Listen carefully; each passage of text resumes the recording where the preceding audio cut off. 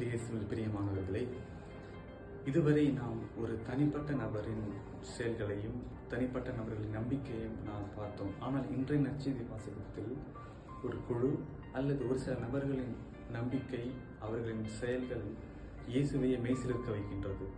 குறிப்பாக அவ்வளவு கூட்டம் இருந்தும் அந்த வீட்டை கூரையை பிளந்து இயேசுவை அணுகி அந்த நோய்வாய்ப்பட்டிருந்த நபரை இயேசுவின் உதவியோடு அவர்கள் குணப்படுத்துகின்றார்கள்.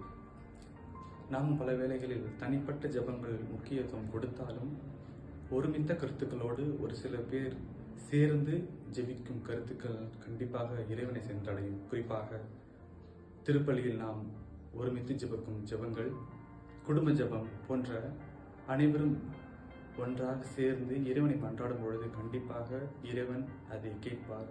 நமது நம்பிக்கை, நமது ஜெபங்கள் கண்டிப்பாக இறைவனால் ஆசீர்வதிக்கப்படும் என்ற ஒரு நம்பிக்கையோடு இந்த நற்செய்தியின் மூலமாக தொடர்ந்து ஒருமித்த கருத்துக்களாக திருப்பலி, குடும்ப ஜெபங்களை கைவிடாமல் அதை தொடர்ந்து பயன்படுத்தி இயேசுவை அணுக முயற்சிப்போம்.